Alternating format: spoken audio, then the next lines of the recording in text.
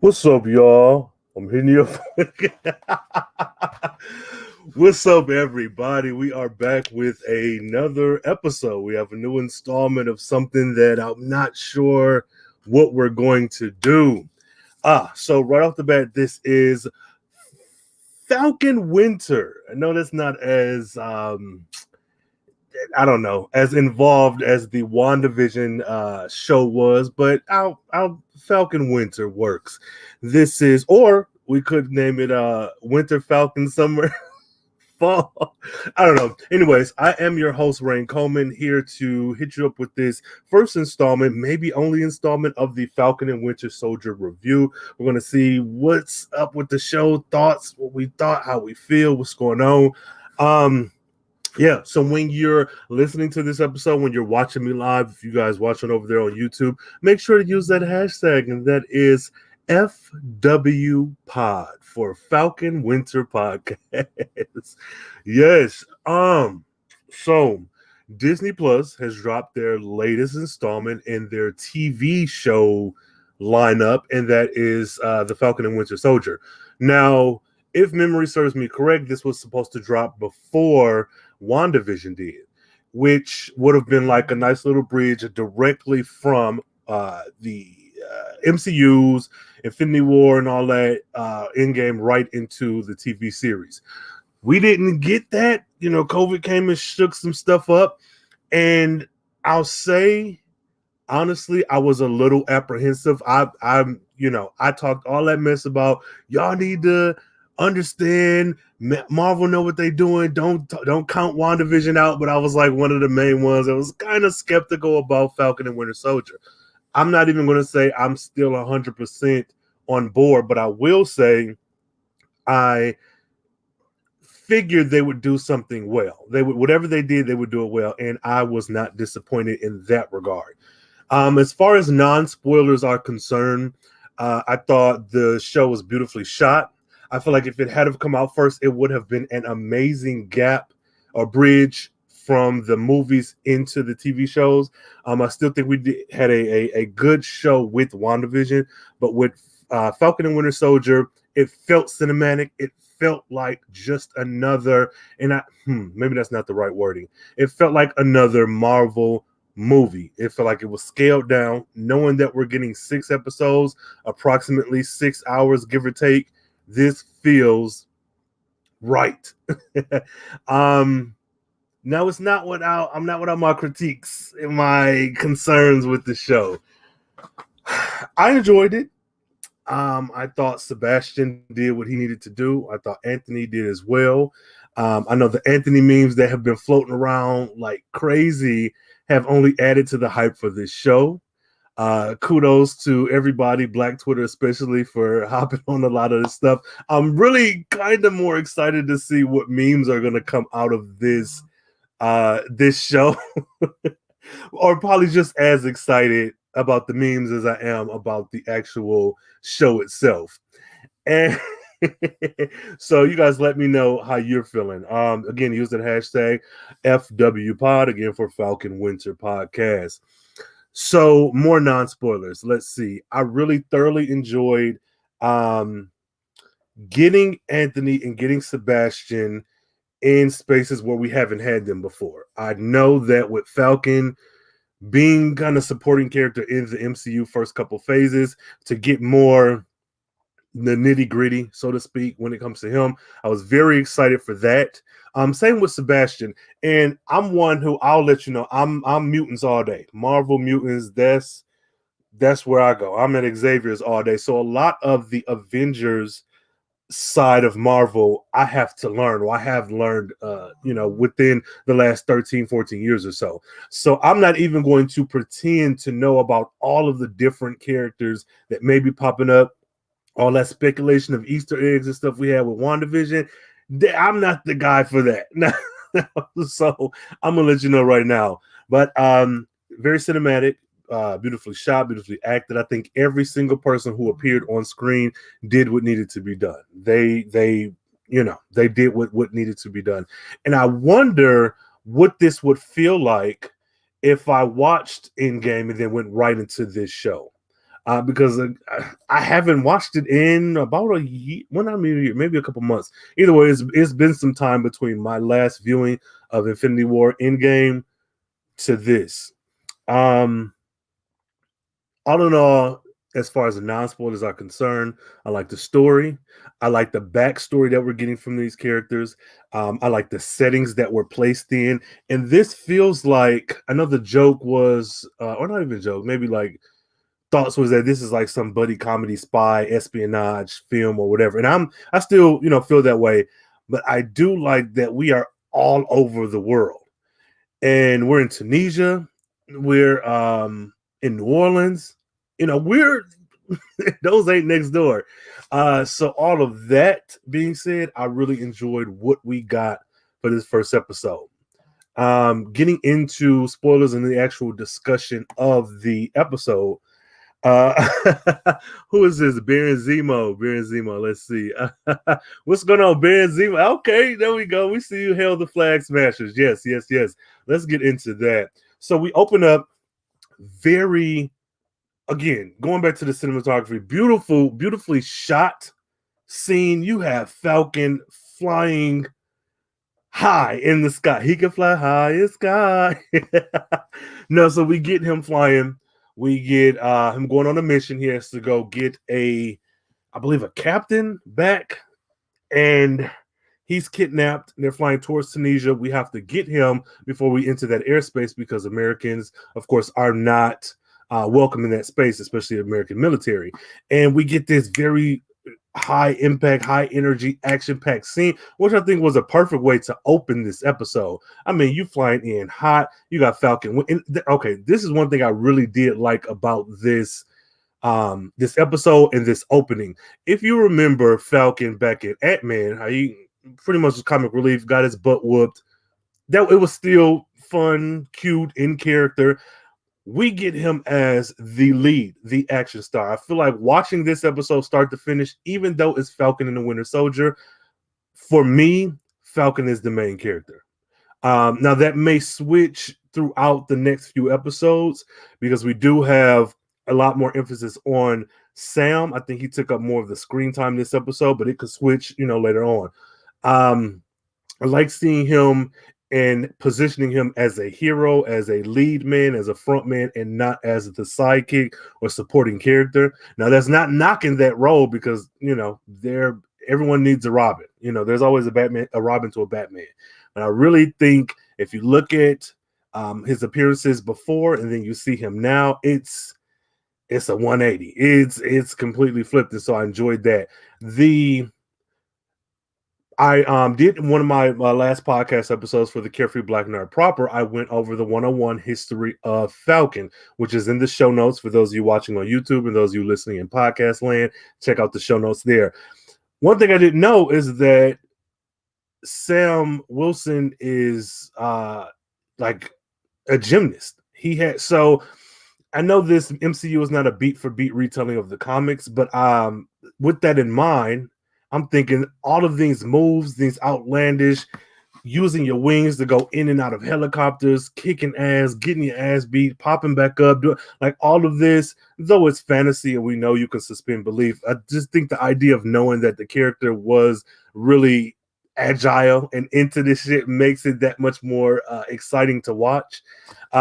I think with this show, I'm not going to be hunting for Easter eggs like I was in Wanda Vision. Now, if they're given to me, if I find them, yeah, I'll talk about them. But I feel like Marvel was like, look, y'all can do all the hunting and searching that you want. We're just going to give you this and you're going to deal with it. But having gone over the one-on-one history of Sam Wilson, like there was a lot of things I can't deny. I was watching this episode like, are we going to get Snap Wilson? Are we going to get a little bit of, Preacher's Kid? Are we going to get a little bit of aerobatics and whatnot? But it didn't disappoint. The opening was really good. Now, for me, this episode is titled New World Order. Some parts of the episode felt very heavy-handed and very, don't want to say propaganda-ish, but it felt very much like, I don't have the words for it, but I would just say heavy-handed as all-encompassing. And we open up, we get that fight or whatever, we get Sam to get away, which again, if you haven't seen this, please go and just watch the opening with him going from helicopter to helicopter, whooping ass. Just, it was beautifully shot, beautifully executed. With the scenes, let's fast forward a bit where he is he's giving this speech at the Smithsonian Museum, where he being Sam is giving up Cap's shield. And he has a nice little speech, saying Cap was a great guy, did all this, blah, blah, whatever. The crowd laughs. And it was, beautiful speech. One thing that kind of threw me, and maybe you guys might know, I'm not understanding. I get the whole, I'm not worthy. I'm not the right person for the shield. So Cap, thank you, but I'm going to give this up. If it seemed as if maybe he had added pressure to give up the shield. The way I interpreted that scene and kind of the feeling overall in the Smithsonian and with the different like curators, I imagine they are, I was thinking like, is it the fact that you don't want to be Captain America? Is that what's motivating you giving up the shield? Or is it added pressure like he's gone now, he was an American hero, we want this part of him? Because we've seen several museum scenes with the history of Captain America and him being idolized and immortalized and all that good stuff. We've seen that. So I was wondering, like, is it the pressure from the outside forces, or is it you not wanting to be Cap, or is it a combination of all of that? I don't know. If you guys have any idea, please let me know. Again, FW Pod. Now, we have a scene with Don Cheadle. We have a scene with Rhodey. And it was a nice scene. I did enjoy seeing two black men in the MCU having a conversation that it wouldn't be really Bechdel tested, but it's like, we have a conversation that's not centered around Cap. But I get the space we're in, but it's already kind of tiring for me. I don't really want to keep hearing Cap over and over and over again. He's like that ghostly third lead on the show. But they did have a conversation, and he's like, man, you didn't take the shield, whatever. The world needs a Cap. But having these two on screen in their suits, suited and booted in the museum, discussing the shield, that was good to see. And I'm interested to see how much more of that we're getting going forward, because there was an article that came out, I saw it maybe a week ago, that was talking about how Anthony Mackie's character Sam would be dealing with his blackness in this season. And I'm thinking, like, I like the MCU, I really do. But what does that mean for this character?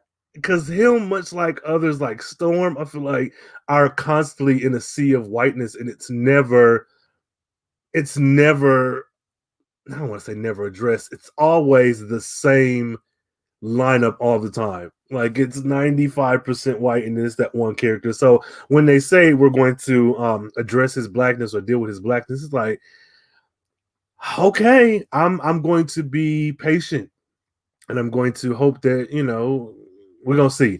Now, there was an instance in the episode where we did deal with race and economic status and whatnot, and I liked the way it was handled, especially seeing the way the snap was handled in Wanda Vision with Monica specifically. So Falcon does all his business stuff. He gets back home to Louisiana. So that's a change now.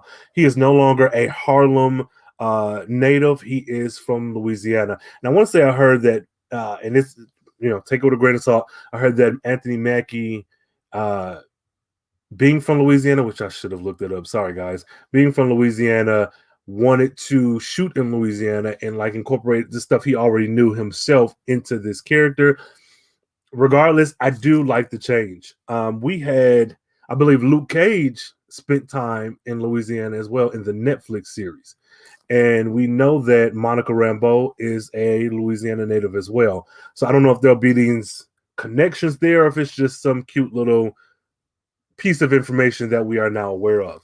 But I do like this idea of the New Orleans versus the Harlem, mainly because I feel like this isn't a new argument, but a lot of the really 99.9% of Marvel happens in New York or in space. Like everything, all the heroes, everything is in New York. I mean, you got West Coast Avengers, yeah, but like a lot of it happens in New York. So I do like this idea that we're now somewhere else. It opens up the world. We get Anthony's sister and his two nephews, and I believe that is the lead actress from Pariah, the indie film Pariah. I think so. You guys let me know if you know, and I'll look that up probably after this episode. But I loved their relationship.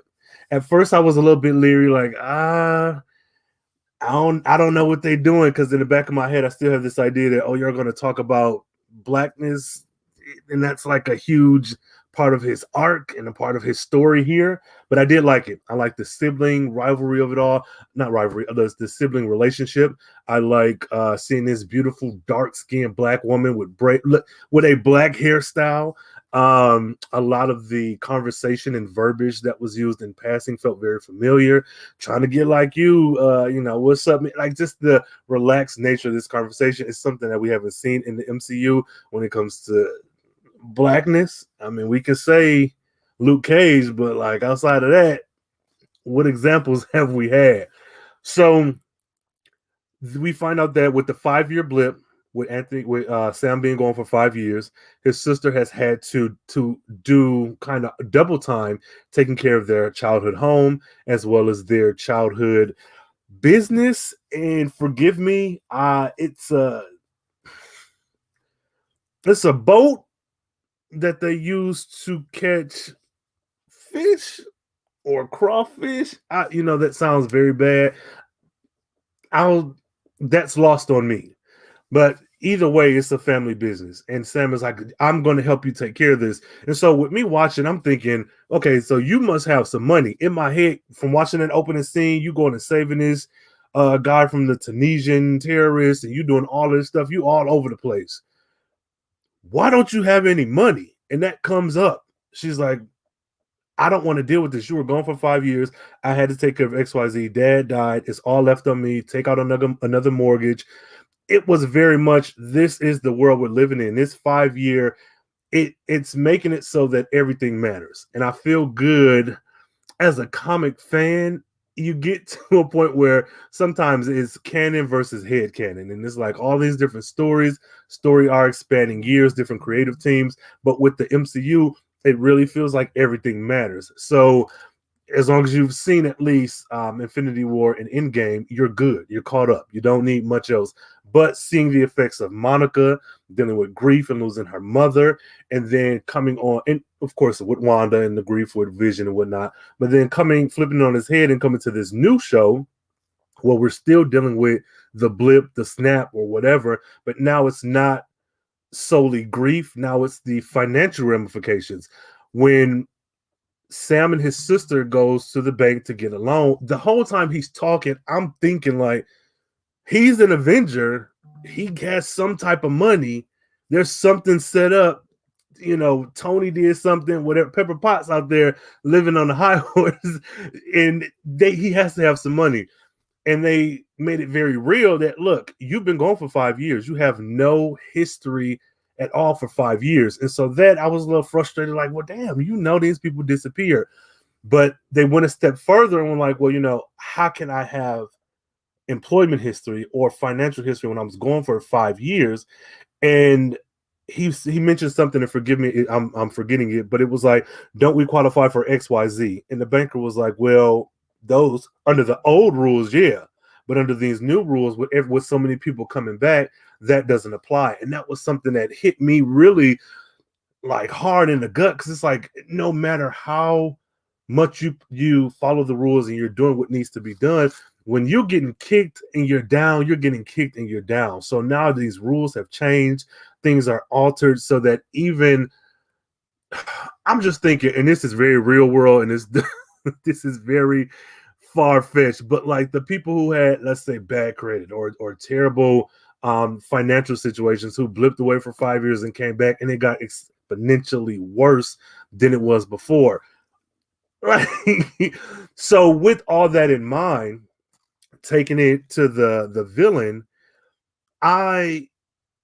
so the villains we have are the flag smashers. They are people who when the 5 years were the 5 year blip happened, they found that the world was a better place and they want that back, a world without borders. And when I first heard that, I was like, that's silly, whatever, that don't make any sense. But seeing Sam and his sister at the bank, and my thoughts going like, what, how much predatory shit is going on and how much moving of the goalposts is it, especially when this is a honestly a natural disaster. This is like a flood, it's like a tornado, it's like an earthquake. This is not something that people were able to it's not a man-made thing. It's not like you went to the casino and gambled up all your money. So thinking of that, I'm like, I don't know the full extent of the Flag Smashers ideals or their processes. I'm sure we're going to get that more and more, but I was like, okay, I think I get it. The world, we didn't get the world for those 5 years. We got snapshots throughout Infinity War, Endgame, and we got, of course, the grief with Wanda. But like the world at large, I think when Wanda held all those people captive in Westview, that was one of the first glimpses that we got into the civilian lives. These people who have been living these 5 years and the stress. I just an idea. I feel like with that being such a big kind of pivotal point, that 5 year gap, should there not be a show? You guys let me know what you think. Should there be some type of show or maybe a quick little web series or something that addresses civilian, not superpower people, just regular Joe Schmoes who are, they were at work one day, they disappeared and they came back. And then like the lives of some of these people, maybe like an anthology show, like a Black Mirror type thing, where it's like, this is the effect that it's had, because we're getting it on our main character, sure, and that does make sense. But I don't know. The more I think about that, the more my mind is left to wonder. I'm like, I don't know, the Flag Smashers, they might be right. You might have to try to convince me that they're not right, because now it feels like things may have probably been better. So that's that. So Sam and his sister, they're selling dinners. They're doing a lot of Black stuff that I remember seeing growing up. A lot of Black stuff. Let's see. Marcus says that rule change on Sam and Sarah was way too close to home. Yeah, again, that banking scene was very what's the word? Not triggering. It was intense and it felt familiar.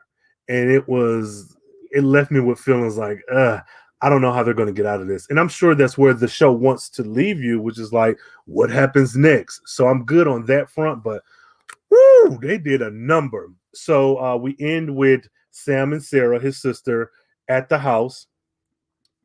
He's playing around on the computer. He's talking to Torres, I believe the guy's name is. And I'm going to leave it there for a second. So taking a few steps back, we get Torres, who is the guy who is the army dude. He's been the one in contact with Sam. He's the one who I'm so suspicious. Every new person that pops up, I'm like, oh, they evil, right? Oh, he finna fuck it up. He finna do something wrong. And I'm like, man, relax. He could just be a regular guy. He doesn't have to be a secret villain. So Torres is kind of like kind of the Robin to Falcon's Batman. He's the civilian guy. He's the army dude. He's the one with a little bit of boots on the ground. Now, what made me initially think that he was evil or had ulterior motives is when Sam and him were sitting at a table after the big rescue Tunisian terrorist thing. This man pulls out his smartphone and he's like, yeah, this is that. And so I was like, man, something is suspicious. Like, why are you? I felt like they were talking too loud. Like, if you are an Avenger and this is like a secret mission and we're in this other country, they was like, yeah, man, you killed them dudes, man. Remember you, Falcon the Avenger, the black guy? It felt like they were extremely loud. But I said, okay, maybe that's me. Maybe I'm projecting. I'm too suspicious. But with the cell phone, we realized that Torres was looking for kind of like a holographic imprint, like the those of you who have played Pokemon Go or anything like that, where you see, or Snapchat, you see the little icon where there's this hand with a circle in it, and that's the laugh group, laugh terrorists, laugh flag smash. That's all them. So his story is he's instructed by Sam to just look into it. It's not a big deal right now, but if you find something, let me know and we can deal with it. Homeboy gets hooked up, Homeboy Torres gets hooked up with the group, the hand group, whatever, and he does a meetup at this town square kind of sort of space. And he runs into a guy. You see everyone in this scene are on their phones. They're looking at their phones. They're walking around. And he bumps into a guy. He's like, hey, you know where we're supposed to be. Explosion, fights, guns, folks hop out. Before that, a lady bent down with a duffel bag and handed out a bunch of masks, black masks with a red handprint on it. He takes one. Chaos ensues. This guy jumps out with this big old 2 duffel bags full of money. It's money because another police officer like, oh, he got the money. Another good, well done scene, intense. Stuff is moving around. Now, Torres annoyed me a bit in that scene, but I think my annoyance came from how maybe they had to shoot the scene because he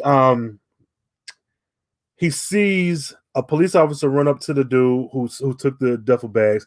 This man, I'll say the guy is probably like 6'4", 6'5". He looks solid. He looks like a big dude. This man damn near did a roundhouse kick to this officer's head, threw him back against the metal pole, knocked him out cold. Now, for me, police officer, army, or what, I feel like if I've gone into a group of people and we all are sympathizers of this terrorist group, and I see this terrorist jump out, I'll use that loosely because, we'll see what their ideals actually are. But we see this terrorist guy jump out with his duffel bags, and we see him punt this officer damn near through a wall. And I'm by myself. I mean, I get following protocol and I get trying to get intel, but ain't no way I'm going up against you. You already think I'm an ally. I need to get as close to you as possible. So Torres pulls out his gun. He's pointing at the dude. He's like, man, I can't let you go. I got to take you in. He gets his ass beat and his head stumped in. I honestly thought this man was dead. I mean, watching that scene, I was like, oh, because Sam has killed like 4 people in the first, in the opening, the first scene. So I'm thinking this man is dead. So then we pick up with the Sam Sarah that I said we're gonna put a pin in that. We pick up with that, but from Torres's point of view, he's like, man, he took the money. This is what they did. He pretty much gave Sam a rundown of what happened. Stop there. So let's go on to Bucky. Bucky. Okay, let's do this. Let me show you Bucky.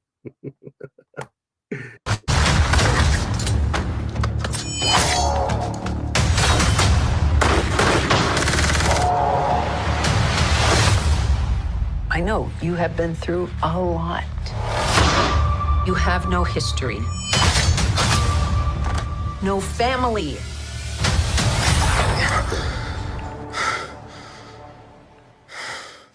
So, Mr. Barnes, are you still having nightmares? No.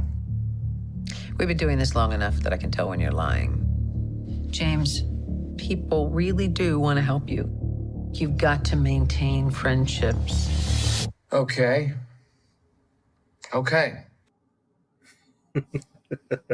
So Bucky, we introduced to him where he's killing. You got some folks in this big palace hotel, whatever.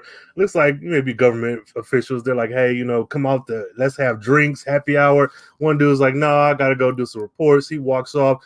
Bucky comes in, as those of you watching live, you can see he snatched this man up, whooped everybody ass. The scene ends with him pointing a gun at this Asian guy. And I like the way they shot that scene in particular because Bucky busts through a wall. He's killing one guy, one henchman, bad guy in a suit, whatever. And faded in the background, you can see this Asian guy who we just focused on, who said he's not going for drinks, which, like, I bet he wish he went for them drinks now. He is there out of focus. Buck kills this man, turns to the Asian dude who is like about to piss his pants trying to put his key into this door. Bucky pulls out Winter Soldier, pulls out his gun, aims it at this man, and ends his life. In my head, I'm thinking, okay, we saw him in Wakanda. What's going on? So he wakes up from a dream. It was all a dream. I used to be Bucky Barnes. I don't know. So he wakes up from a dream, and he's talking to his therapist or his therapist. And I don't like this lady. I have no reason not to like her. She is rather abrupt with Bucky, and she's letting him know, like, look, man, I can't help you, and I'm not going to sit here and deal with your lying. You had a nightmare. I've been talking to you long enough. What's up with that? He's not 100% truthful. He's going through like maybe a 12-step program where you like got to forgive people you hurt and all this other stuff. And we speak about one woman in particular, and I wonder if she's going to come back and be a major character in the episode, in the season, or not. But pretty much she said, when I was Winter Soldier, I helped this woman. I helped put her into a position of power. I helped her hurt people. And now that I'm reformed, she's still hurting people off of the actions that I took as the Winter Soldier. And I really like that about Bucky's character, is that all the stuff that he's done when he was brainwashed and then having to come out on the other side and having to deal with that, actions that were his but weren't wholly his. Like with him being brainwashed, if we're going with that, you of course were doing these things, killing these people, acting a fool, but it's not like it's like having amnesia and then getting your mind back, and it's like, oh, I did that. So all the stuff he did when he was drunk, he got an answer for now. And I do like that because I think there's a lot to unpack. There's a lot of ways that this show can go. There's a lot of different turns that we could take. And I think Sebastian is doing a really good job at making us feel that, or me at least, that he don't want to deal with this shit. He don't want to talk to this therapist. He not trying to, this ain't nothing for him. He not trying to do this. And she's stressing like, you need to have friends. Now, I'll tell you why I think she's a villain or a spy or something. She says, let me see your phone. I was like, you finna give her your phone? So he hands his phone over, and she goes through it, and she's like, this is the clicking through stuff. I think it's a flip phone. Now, while she's doing that, she's like, she said, I'm the only person you've talked to like in a month or something. And she's like, you ain't even returned Sam's text. I feel like the show wants us to, and I know I just said I wasn't going to get into Easter eggs or speculation, but I feel like because the show had us look at her go through his phone and she said one thing, because Bucky is a spy, Winter Soldier, all that espionage shit, I feel like she did something to his phone, or she either tapped it or she put something in it. I feel like some kind of way that's going to come back. Now, I could be wrong, but if I'm right, I'm going to be loud about it. If I'm wrong, I ain't going to say shit. So don't remind me. That's disrespectful. So they have the talk, and he talks about the woman that about how he approached her. And I do like him telling the truth, but not telling the complete truth to this therapist. And I'll show you what I mean in this clip here. Of course, I completed rule number 3. I am no longer the Winter Soldier, I am James Bucky Barnes, and you're part of my efforts to make amends. So that quick little scene, I thought it was longer than that. So what happens is Bucky puts the device onto this lady's car, who I was mentioning earlier, where she's having a heated conversation with somebody who's probably a goon or a henchman. And she's like, oh, if so-and-so don't comply, end him permanently, this and that. So they're hyping up her being this terrible person that Bucky has helped create. And while he's talking to the therapist, she's like, did you go over the 3 rules? Do this, do that. And the last one, don't hurt people and forgive them and whatever else. While he's telling her this story, we're seeing him controlling her car, making it move back and forth in parking spots, almost about to crash into a wall, like scaring the shit out of this lady. Just to bend down into her car and be like, hey, my name is Bucky Barnes. I'm no longer the Winter Soldier. I forgive you, or whatever the hell he said. But it's like, okay, is this what we're getting with Bucky? We're getting these half-truths.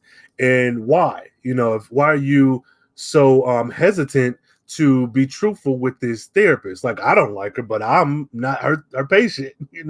I don't have to like her. Why don't you seem to care for what she's doing, Bucky? And she said something like, he was like, yeah, I'm 106 years old. I've been fighting for 90 years, this and that. And she's like, well, what do you want? You're giving a second chance. You have people who want you to do well. you know, you don't got to fight no more, this and that. He was like, yeah, I just want peace. And she's like, bullshit, which I wasn't expecting that. But I do like this focus on you have to have friends. So that sets the scene. We get Bucky again walking. Well, actually, we get this this young, I don't want to say black, maybe person of color, this young guy, unique. It's like Monique with a U because I'm unique something. And he's arguing with this older man because he's putting his trash in his trash can. Dude's like, man, don't do that. They going back and forth. Bucky shows up. He's like, Yuri, what's wrong? Wow, whenever we're supposed to go out to have dinner, why are you arguing with this boy? Fun little scene. When I first saw Yuri, who's an older Asian man, I'm not going to put an age on it, but he's like grandpa age. Now, the reason why I highlight his age a bit is because my initial thought was that Bucky lied to the therapist. He does have a friend, and this guy, because of his age, knew Bucky way back in the day. You know, Bucky being 106, we got people in real life who lived to 101 plus, 123 and all that. So I was like, okay, maybe this is Bucky's friend from back in the day. They're doing a little bit of retcon, or maybe he reached out when the mind control stuff failed. You know, so maybe he reached out to a friend, and this is the big plot point. So him and the old guy, Yuri, they go out to eat, talk about whatever. There's a pretty young Asian lady who is the waitress or bartender, and and Yuri says something like, she's pretty. He's like, oh, okay, yeah. He's like, you should ask her out. And so Winter Soldier doesn't. Bucky doesn't. And so the Yuri asks her out for him. And she's like, yeah, he thinks you're cute. Go out on a date, whatever. She's like, meet me back here at 10. So that sets the stage. Yuri says to Bucky, not verbatim, but he says, hey, you know, I miss my son. My son liked this, whatever it was they were eating, whatever dish that was, my son liked this. And he's like, the government say that, you know, it's a closed case. They don't know what happened. And then, of course, I might be a little slower, so don't judge me, but it clicked like, oh, you're the father of the guy who the Winter Soldier killed early on in the episode. And I felt for Bucky. I was like, man, again, like, it's one thing to, let's say, get drunk, cuss out your friends, maybe throw up, do something embarrassing, and then have to deal with that later. But it's a whole nother thing to have murdered a ton of people. But even with that, what type of, is this some type of self-reprimanding that you've befriended this man's father after you done killed him? Or is it this man is on your list? And so I believe Yuri's name is on Bucky's list. So Bucky goes on the date. He meets the young lady back at her bar. They talk, and I was suspicious of her. I was like, no, she's a spy too. I'm not a fan. But she would just ask him regular date questions. Have any siblings? You know, I'm glad that you're friends with Yuri. You know, it's hard after his son died and blah, blah, blah, this, and that. And it was a really good, sweet scene after I reprogrammed my brain from thinking everyone was a villain. Everyone's a secret. Now, I'm still holding out hope that I might be right. Maybe this girl is a villain. But honestly, you know, it was a nice scene. Bucky gets up and walks out. The stress and the pressure is too much for him. He goes back to Yuri's house. When he does that, I'm thinking he about to tell him, like, hey, I'm sorry, it was me. I'm the reason your son isn't alive. But he hands him cash. He's like, I told you I would have paid for dinner or whatever. And where do we go from here? Like, is he going to ultimately tell this man, hey, I killed your son? And then what is the response going to be? You know, they've sucked me in. Like, I am honestly here for this. Bucky's story, I'm a little bit more excited than I initially thought I would be. I want to know what happens. I want to see how Bucky and Sam get together. But this little storyline in particular, I'm very invested in. Because I feel like on one end, you get the action-packed, high-energy drama that is Falcon. But then on the opposite end, you get this quiet, sad, Dr. Jekyll and Mr. Hyde type story with Bucky. And I've never been a fan of his. It's not that I don't like the character. I just never was invested in him. Even throughout the whole MCU run, first couple phases, he was there. I didn't care for him. Now I want to know what happens. And it's more than likely just by nature of being able to tell a long form story and put in details and Easter eggs and give these people the shine that they deserve as main characters. So I'm with that. Y'all let me know, because I feel like the MCU has got a hold on me. Damn it, Disney Plus. So let's pick up at the end where we have Sam and Sarah. She comes into the living room and she's like, hey, you gotta look at this. She turns on the TV and there is an older white man. And I'm not sure if he's maybe the mayor of New York. I don't know who this man is supposed to be. If you guys know, let me know. He's giving a speech about, icons and legends and statements and stars. No, he's talking about how, the world there are heroes. Some can be bad, some can be good. The world has heroes, but with Captain America gone, America needs a hero. And this is one of those scenes, much like the one with Rhodey and Sam in the museum, that felt very much like heavy-handed. Like, it felt like The Boys. Spoiler for The Boys, those of you who've seen it, where it was very much every country having their own heroes, and how dark and gritty that was, and how the racism element came into play. Like, it felt borderline that. He says, and now we have our introduction to the new Captain America. The way that scene was shot, again, beautiful. We get Sam's reactions, and it really, to me, read like a comic book page. It felt like the last page in a comic book. The way we didn't get to see Captain America's face until the very end. And I'm gonna tell you like this: that man looks like the old guy from Up. I don't know if they did something or the way the hat fits, but he does not look. I'll say he looks very different from Chris. He looks very different from Steve Rogers. And my initial reaction was like, who the hell is this? But I do like this idea that we are getting another Captain America, but someone who looks so vastly different from Chris that there's no mistaking who this is. Now, my issue come in with my initial concern. Are you giving up this shield because you don't want to? Are you giving it up because of outside pressures from like the government and different agencies who want control of it? Or is it a combination of both? Because if now we have us a new Captain America, why was it not Falcon? Why didn't you step into that role? Why did they take that shield back then? Because if that's the case, you should have kept that shield and they should have got their own shield. That's just me. So clearly I'm upset behind it. It was an interesting ending. That cliffhanger was good, but it's not the thing that's making me want to watch the second episode. The thing that's making me want to watch the second episode is the episode itself. Again, specifically that Bucky redemption arc he's going on, and Sam and his family.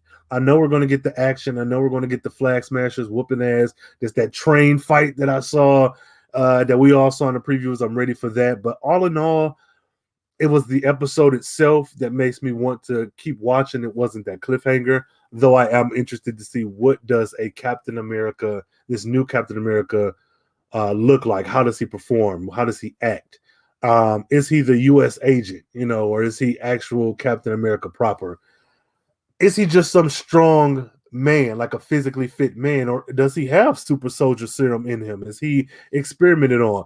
Because my idea is, with the 5 years that everyone was gone, there had to have been people working to bring folks back or compensate for the loss of population, deal with scientific advances, technological advances. Like this new Captain America, what is he? Is he just a man whose intentions are good? Oh, Lord, please don't let him be misunderstood. So, yeah, that's what I'm interested in. Let me know what you guys think. FW Pod, are you guys interested in this Cap? Could you take him or leave him? Has Bucky's story grabbed at your heartstrings and pulled on your tear ducts? Or are you like, fuck it, he's a murderer. because he's killed a lot. And then what about Sam? How do we feel about Sam's storyline? I would like to hear from people specifically from Louisiana, New Orleans, because I want to see how well does this show capture that space. Like, are they like, oh, right on, he did it from the bank to the boats to the houses and all that. Like, did they do a good job? I'm not a Louisiana native, I wouldn't know. Let's see, I'm gonna look at a few comments here before we wrap it on up. Let's see. So we have Benzemo had joined us, so shout out to you. He says, hey, hello, and can't wait to see Bucky again. And yeah, that's how I feel. I'm interested in Bucky more than I ever have been since he first appeared in the MCU. Let's see. We got Hail the Flag Smashers. I think I might be in the Flag Smasher camp at this point, because I feel like everything we were presented with, I don't know, y'all. Drag me if you need to, but I'm gonna give it to episode 2, 3, or 4 before I be down for the cause. But it feel like they know what they're doing. They might have a little bit of something.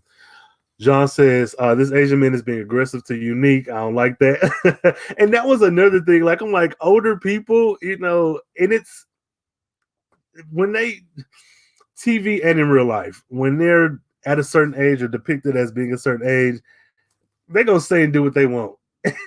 And Yuri was not having that. You put your trash in your trash can. That ain't I don't like that.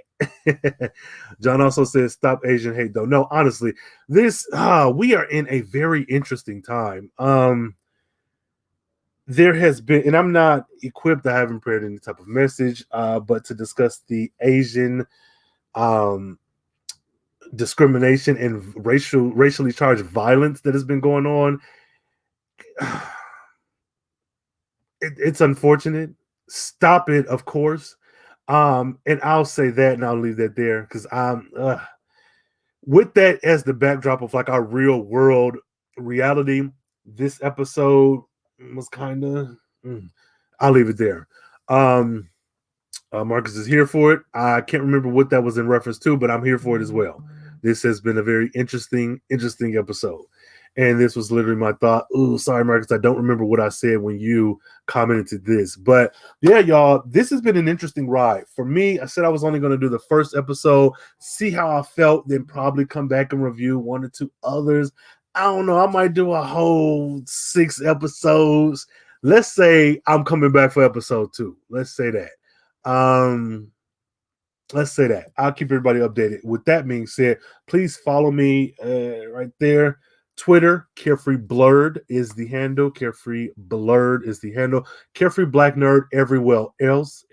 Everywhere else.